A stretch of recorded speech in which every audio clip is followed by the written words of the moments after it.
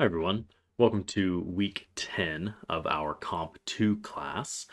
Sorry that this video is coming out to you a little bit later than normal.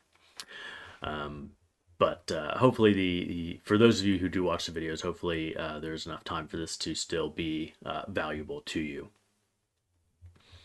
Now that you have completed writing project 2, which a real quick side note, I have started grading your papers. If I am lucky, I can get those back to you by this coming Monday. It may end up taking a little bit longer than that, but I plan to hit them pretty hard in the later part of this week, as well as the weekend. Anyways, now that you've completed writing project 2, it is time to begin work on the major assignment of this course, the research project. To begin, you will reflect on the research you have conducted thus far and consider what strengths and weaknesses you have as a researcher. Then you will develop a more formal pre-writing for writing project 3, a proposal. Your proposal will require you to think deeply about your selected social issue and what you really want to discover as a part of this assignment. Please read the Writing Project 3 prompt carefully as you complete this work. The assignment can be found in the Writing Projects and Rubrics link on the main menu of our course. Lastly, you need to summarize your journal response, list useful research strategies, and respond to the posts of at least 2 of your peers. While this writing project is the longest you will write, the major research project will really come together because of your hard work over the next month. For the next 4 weeks, you need to go through a thorough research process: collect, review, cut, and read. And I'm going to break down each of those steps here. First of all, collect. You should spend several hours collecting raw information for your paper. Collecting just means that you request, bookmark, save, or print pieces of research that support your topic and the focus of your paper. With hundreds of thousands of sources available, all you should be doing at first is collecting. I would recommend collecting at least 10 to 15 sources. The next step is to review. Once you collect your information, take a few minutes to review each source. Reviewing means you skim a website for 2 to 3 minutes. You skim the beginning and end of a scholarly journal for 5 minutes.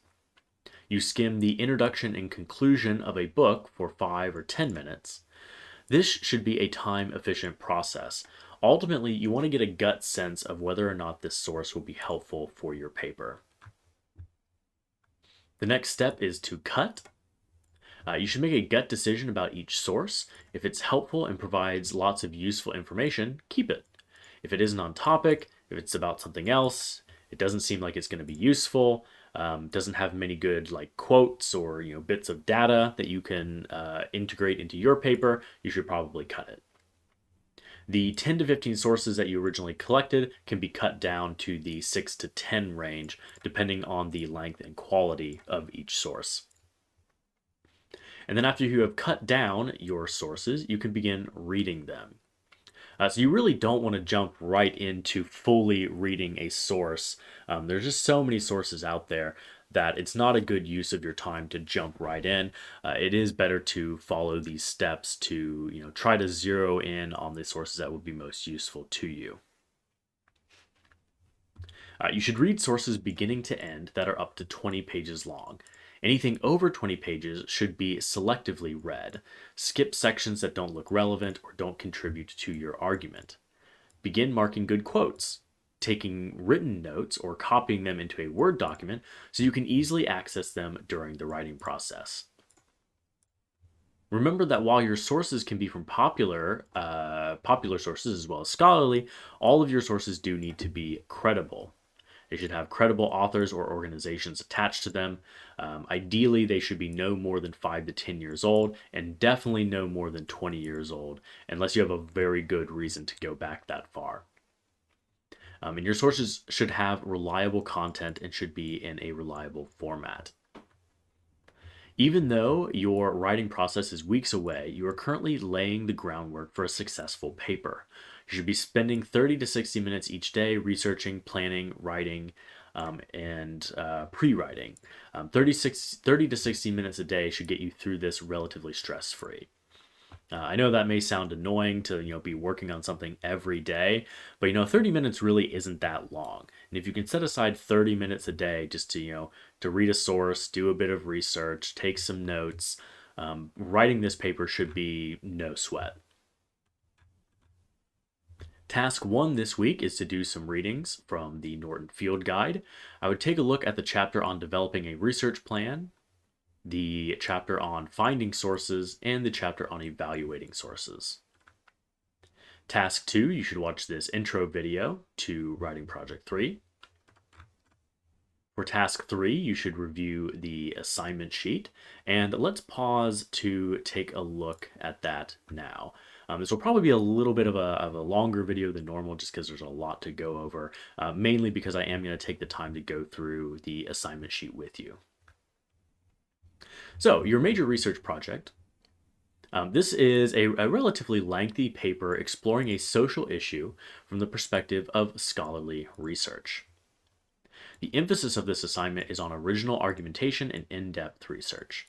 Before you begin thinking of topics for your paper, review your writing in papers 1 and 2 for ideas. You are welcome to go back and use the topic you have already written about for this project. It'll allow you to go a little bit more in depth with something that you've already explored.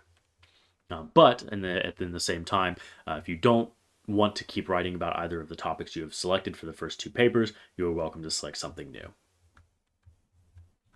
For this paper, you have to pick one of these 5 directions to go in.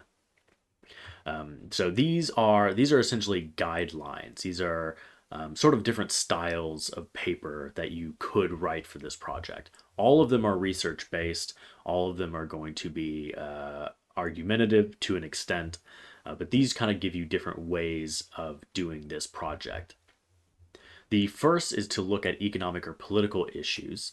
You can look into anything surrounding your social issue. So, pick a social issue and explore the economics or the politics of that. You could look into how the American political parties approach your issue, how what particular politicians have done about it. It doesn't have to be limited to the federal government. You could look at state governments and more local governments as well. And you can take a little bit of we have a category here for historical approach, but for the economic and political issues, you can look at how your social issue is changing based on what our representatives are doing about it, or how the economy is having an impact on your social issue. Your second option is to research a historical era. You can explore your social issue across a period of time. Look at how it was viewed in the past. What did people think about it 10, 20, 30, 40 years ago? And look at the ways that it has changed or evolved over time. Do people have a new perspective on it now than they did? Or, have people's opinions of your social issue not really changed? You can do an art analysis.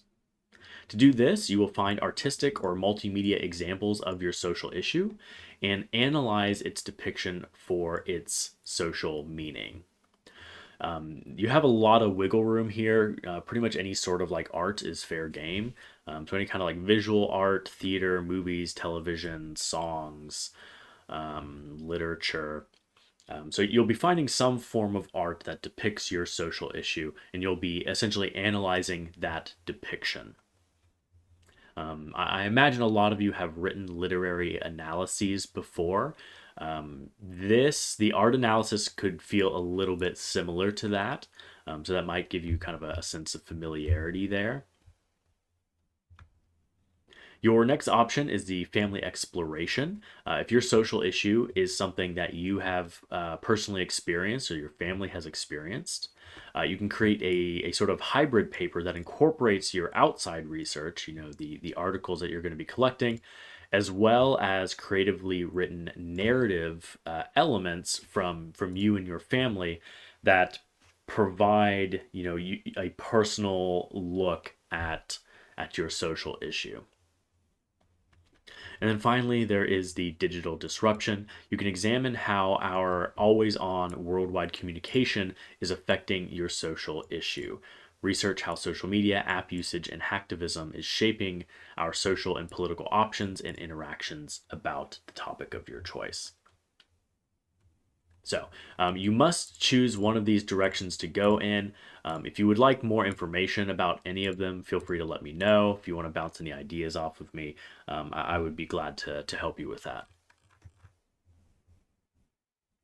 There's a section here about topic suggestions. You can read that on your own.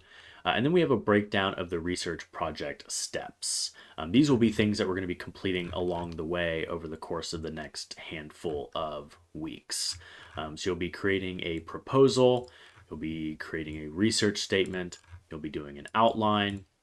And once you have done all of those things, we'll actually begin drafting the paper. And I will, for the sake of time, I'll let you read each of these sections on your own. If you do have questions about them, feel free to let me know.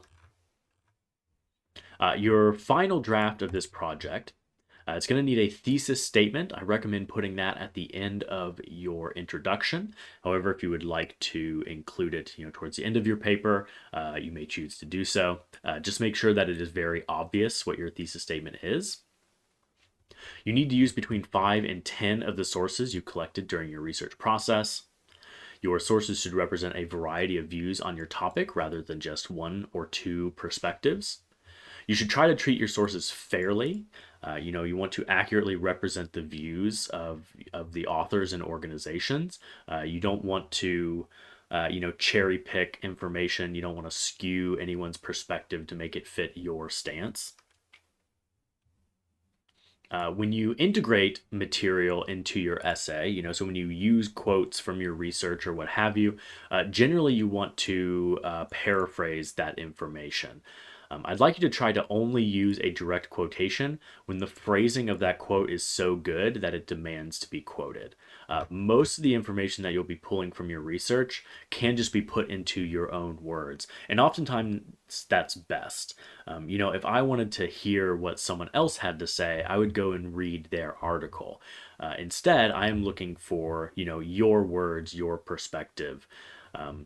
You definitely want to avoid using long or block quotations. They are often unnecessary and can kind of detract from your own voice.